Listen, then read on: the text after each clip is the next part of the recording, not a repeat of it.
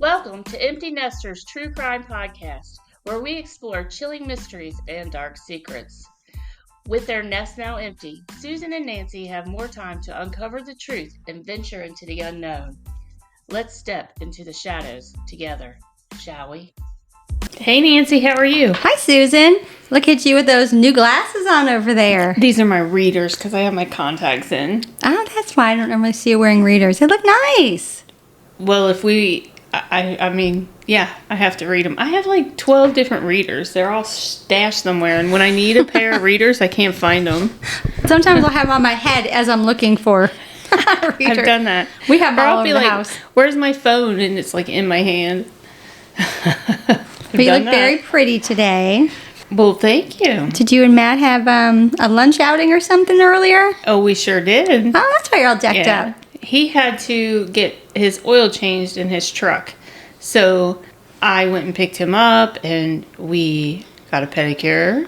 Oh. We went to the store to pick up items for our drink making stuff tonight, and then we went out to eat at one of the local restaurants that has an amazing salad bar. I love to go get the salad bar. Mm-hmm. And I had my first bowl of salad and it was delicious, and that was my meal, was a salad bar. Right.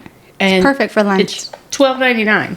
It's not cheap. So it's not cheap. So I had the tuna salad on, because the way that salad bar works is there's two salad bars. So I had the tuna salad on one side, and I ate it with my salad. It was good. And then she brought us the second bowl because Matt wanted to go back. I was good, but he wanted to go back up there. So we went back up there, and I took one bite. I was like, I think I just want a little more tuna and some fruit. Well, I took one bite of that tuna salad, and it was bad. Bad. No. It was like eating bleached ammonia. Like, it was terrible.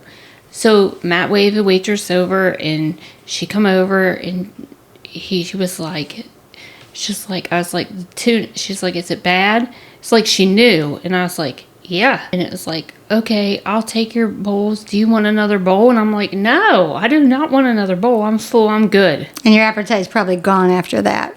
Spoiled tuna. Well, it took quite a while to get the taste out of my mouth. I'm glad I didn't swallow it because we might not be here tonight. I might be laying in the bed with food poisoning. Ugh.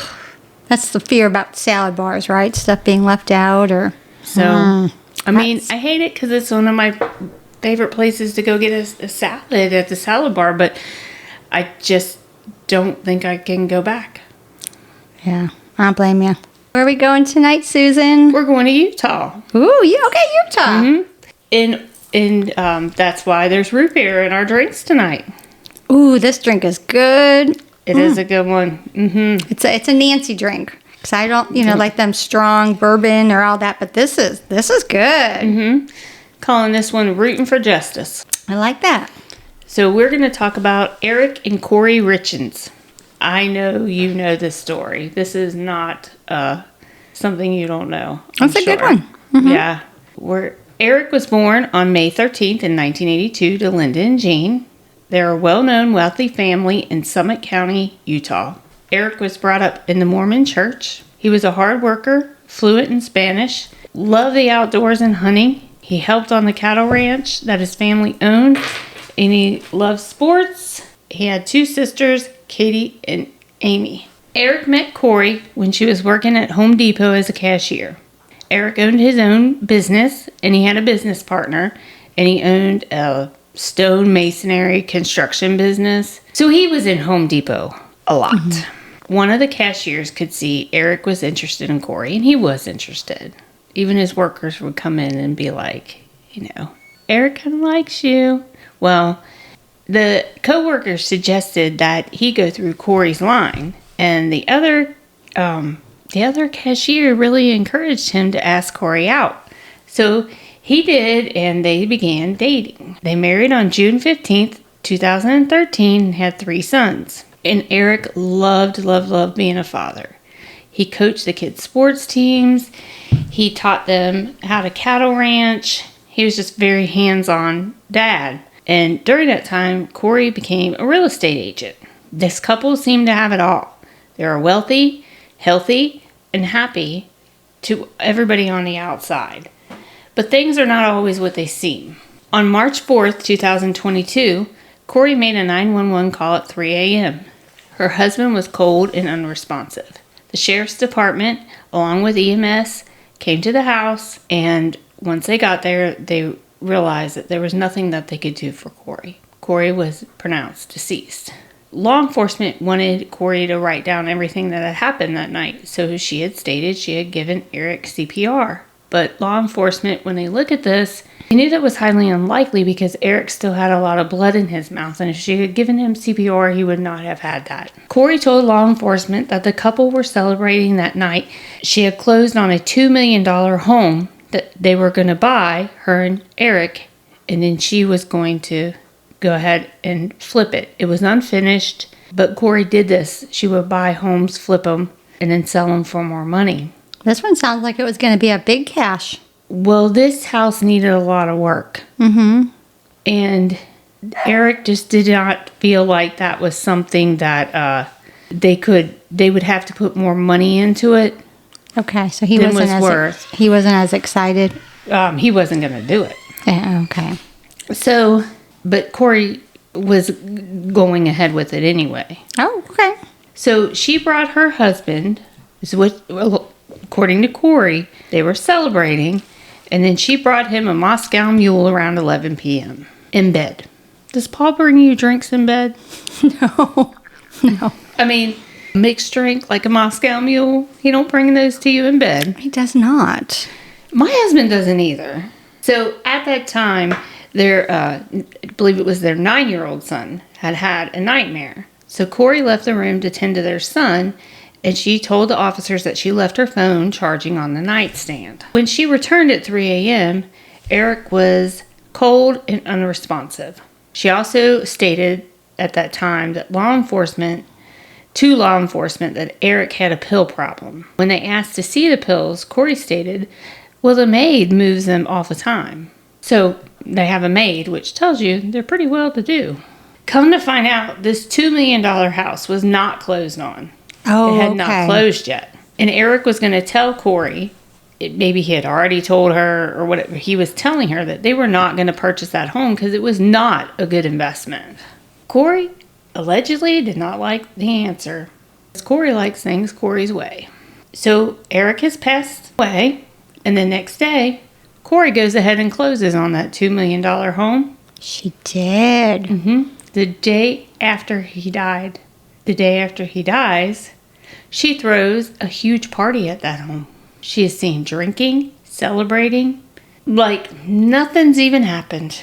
She didn't even tell people at that party about the death of her husband. The only people who knew were the close family and friends. So Katie, one of Eric's sisters, was at the house. And Kouri told Katie she needed to leave so she could grieve in peace. Well, Katie knew a little bit more than Kouri. Mm-hmm. So Katie drops a bombshell on Kouri that she's to leave the marital home because Eric had given Katie the power of attorney, not Kouri. Oh. Kouri believed that everything that was Eric's would be hers, but Eric changed his will. And it looks like he did this 2 years before, from what I can gather with the dates. So he took the wife off and put his own sister. Mm-hmm. Okay. So there was an altercation between Kouri and Katie where I guess Kouri wanted in the safe and Katie told her no or whatever, but Kouri threw fist and police were called. And she ended up being charged and pleaded no contest to that charge. On May 28th, now this is just a few weeks after her husband has passed, Kouri sues Katie for $3.6 million because that's what their estate is worth. Mm-hmm. She stated that they were frauding her because she signed a prenup at the urging of Eric's mother because Eric had been previously married. So when he married Kouri, there was a prenup. But in the prenup, it says in the event of Eric's death, Kouri will receive everything. Kouri said the prenup should be upheld, but the prenup does not specifically say if she murders him, it will not be upheld. There's some gray area there.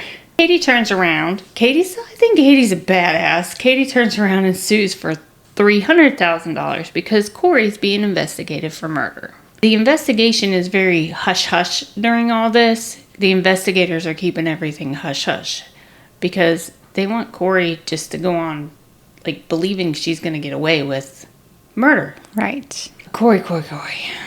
When they investigate, the investigation finds she was stealing money from Eric to buy houses. She spent $30,000 on the credit cards, and she took out a $250,000 credit line on the marital home, took out $100,000. She took $100,000 out of Eric's personal bank account. She was being sued by one of the houses she flipped because she didn't disclose there was toxic mold, and the family was getting sick, and the mother was pregnant, and they had to move out of the house. And Kouri didn't like to pay her taxes. She owed $13,000 in past taxes. But Kouri was running around telling people that Eric just died of an aneurysm. But the toxicology report comes back, and Eric did not die of an aneurysm. He was poisoned. He was poisoned. He had 5 times the amount of fentanyl that would cause a death. In months before, Eric had told his family if something happened to him, they needed to look at Kouri because she did it. There were 2 other times he thought she had tried to kill him. Once was 3 years prior when they were on a trip to Greece with friends. Kouri had made him a drink and he got excessively ill. And the second time was 3 weeks before his death. She made him a sandwich. He ate that sandwich. And he had to use one of his children's EpiPens and Benadryl to even breathe. October 2020 is when Eric had his will redone. He had talked to a divorce attorney and an estate planner. And this is when he took Kouri out of the will and put Katie in. And Kouri, the death happened in 2022. Kouri told you that Eric had a business partner. Mm-hmm. Each one of them had a life insurance policy on each other. So if something would happen to Eric, that money would go to the business partner on this specific plan. Or if the business partner, something happened to him, the money would go to Eric. So they could keep the business running. Mm-hmm. Well, Kouri went and tried to change that life insurance policy and take the partner off and put her on. The life insurance company called the partner, and the partner told Kouri, and he nipped that in the bud. Eric had also suspected Kouri of having an affair. There's also speculation that Eric had an affair. Who knows? That's not been proven yet, but it sounds like there's just a lot going on with the 2 of them. They got a warrant for phone records and all the data for Kouri. And this becomes interesting because when they seize that data, they also get the deleted messages that she sent. Right. That's always the interesting part. Mm-hmm. Kouri has a drug dealer, CL, what her name is. And she has a long history of drug charges. She talks openly to the police. And I just want to say, remember, the first person that talks gets the sweetest deal. If we do not think CL's got a deal going on, we're fogged and blinded. Mm-hmm. I'm sure that they have given her some kind of immunity or something. Yeah, sweet. They need her to talk. Mm-hmm. Because they need her to know what she knows. And CL used to clean houses for Kouri. That's how they met. Oh. The houses that she would flip. So Kouri told CL she needed some drugs. One of her investors, he had a back injury. 2 weeks later, she says, I need something stronger, like the Michael Jackson stuff. I think she's thinking he overdosed on fentanyl, but that's not. Right. That's not what Michael Jackson did. She was looking for fentanyl. And 2 weeks later, she wants double of what she gave her the last time, and I think it was like 900 pills. She gave her like 500 pills, 450 pills, and this next time she gave her 900. 5 days after that drug deal, mm-hmm. is when Eric dies. Did we think the previous times she bought from her were the times it didn't work? Like when he had gotten sick? Mm-hmm. Yeah. Absolutely. Phone records confirm this. The deleted messages come out. Mm-hmm. It confirms what she's asked for. And also it is confirmed that the night of Eric's death, when her phone is on the charger, Lies, lies, bitch is a liar. She is texting CL and then deleting those texts. She was active on her phone at this time. A year after the death of Eric, you know this story. What does Kouri do? Why is this story so popular? She releases something. You don't know? What did she release?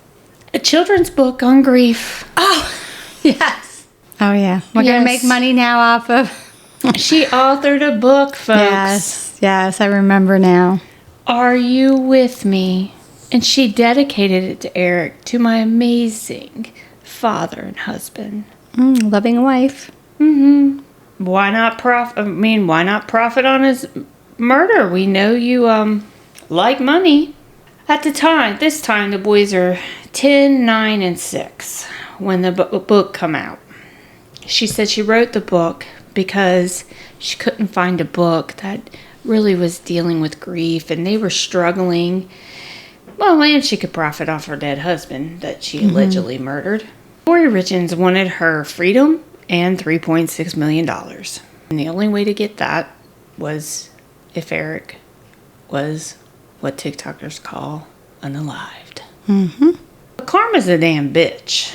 Because 3 days after the book was released on March 8th, 2023, Kouri was arrested for the murder of Eric. She was held without bail, and she's still sitting in jail today. One comment she made on her little mini book tour that didn't last, but maybe, I know there's one news station she went on to promote her book, was, "Life is just so hard without you here."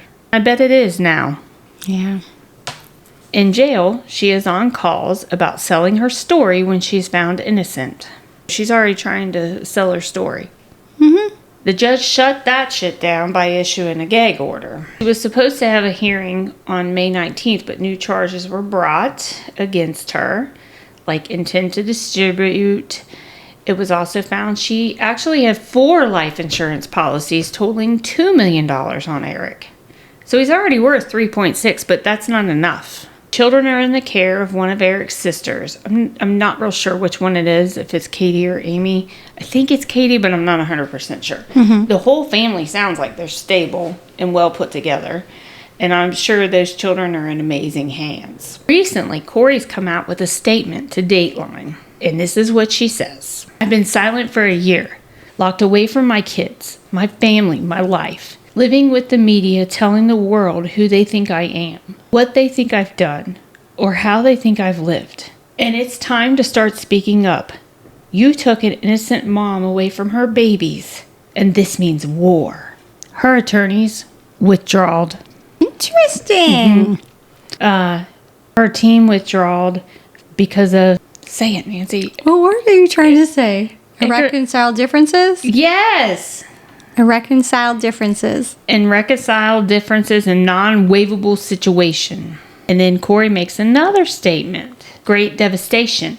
My defense team has been forced to withdraw from my case. Represented or not, we all know and should understand there's only so much I can say. But what I will say is this withdrawal was not my choice, and it was not a personal choice of any counsel on my defense team. It's kind of weird. That's a high-profile case. Lawyers aren't quitting a case like that unless there's something really crazy going on. Right. So something's come to light, something that they know they can't represent her. They want to represent her who knows? They're gone. As a public defender now. Do you think she's lied so much to her own defense? Because, I think that would be the big thing. They need you to be truthful, even if you're telling things that, Yeah, I don't know. I bet stuff came out. This is still... My, what word we always use? Absolutely. Allegedly, sorry. Yeah, that we don't know if that's true, but I'm thinking if them lawyers backed out like that, they found something they found something on her. But before they withdrew, they asked the judge to disqualify the prosecutors for severe violations, that they compromised their defense and violated Richard's constitutional rights to effective counsel. What had happened from May to December of last year, it stated that the authorities recorded jail calls. Well, we know they record all the jail calls between Richards and her lawyer without their consent. Now, I don't think they can do. I think when it's between the client lawyer, they can't do that. And then said the prosecutors were listening to them. Oh. And that's illegal. Yeah. It's a good way to get a mistrial. And in this case, we don't need a mistrial. We need justice. Also, something I found on a news article said a newly disclosed search warrant was issued for Lisa Darden. Lisa Darden is Kouri's mother. This happened in May 2023. And it was learned Darden's business partner and romantic partner, Gertrude Moore, died of an opioid overdose. Very similar circumstances in 2006. Part I remember is a little suspicious, right? Yes. Darden, Kouri's mother, was named the beneficiary of the partner's estate a short time before her death. Just like Kouri took out policies on her husband before he died. Mom and daughter a lot alike, maybe. Well, allegedly. Allegedly. So they started an investigation. I couldn't find anything else about that investigation, what was going on with that investigation. I couldn't find out if Kouri retained a different attorney besides the public defender, but she really doesn't have any money. Not sure. Her family has a lot of money. I don't know. Kids are with Eric's family, and I feel sure that they are doing what is best for them. It's hard for them. Lost their dad. Now, the mom's in jail. This is one we will continue to follow. It's not officially done yet, but... Oh, no, it's not. It's something that... It's a story you want to follow, because it's interesting. I think there's some more stuff that could come out, too. Oh, law enforcement isn't telling a whole lot. They haven't even released a 911 phone call. There's stuff, and they did this very quietly for a year before they arrested her. But it's so weird that you think you're going to get away with that. I mean, autopsies, how do you... I'm sure that Moscow Mule was made very special. But how do you not know that they're going to find out that you drugged your husband? I know it's not an aneurysm. Right. And a lot of people will say, well, why did he stay if he thought she was going to kill him? Well, he wanted to be there for his kids is what I'm assuming. Yeah. He didn't want to... When you go through a divorce, you put up with a lot of shit before you leave for your children. Yeah, and those kids are young. Yeah. A lot of times they'll hold out until they graduate. A lot of couples split at that time. Right. So we're going to keep our eye on this story. Oh, this is a good one. What did they do with that book? It's not. You can't still buy it, can you? I hope they pulled that thing. The book was pulled. It was on Amazon. So. I think you can view it on Goodreads, but you can't buy it. It's been pulled. It's done. Good. Yeah. Don't need to make no money off of this. No, she doesn't need to make a dime. It's just tragic because now these 3 boys don't have either parent because one was more money hungry. And if the children were living with her, he's not going to just let her hang high and dry. All right. But people said he loved Kouri. So he loved her. And, maybe he thought they could work things out. I don't know. Her motive was all money. Oh, yeah. Maybe when he said no to her, and we were talking about that house, that she thought she was probably going to make a lot of cash off flipping that. And he's probably a little more logical, like you said, knowing that it needed more work. When she told him no, maybe she didn't like that, right? Yeah, when she got that life of money, I think it just became more important to her than anything else. It's a good story, Susan. Nice, I remember this one, especially because it's still very current. It's current. It's new. A couple years old, but, the court system, that's what it does. It takes a while. So. Thanks for joining us on Empty Nesters True Crime Podcast, where we've delved into chilling mysteries and dark secrets. With their nest now empty, Susan and Nancy will keep uncovering the truth and venturing into the unknown. Until next time, stay safe and step into the shadows with us again.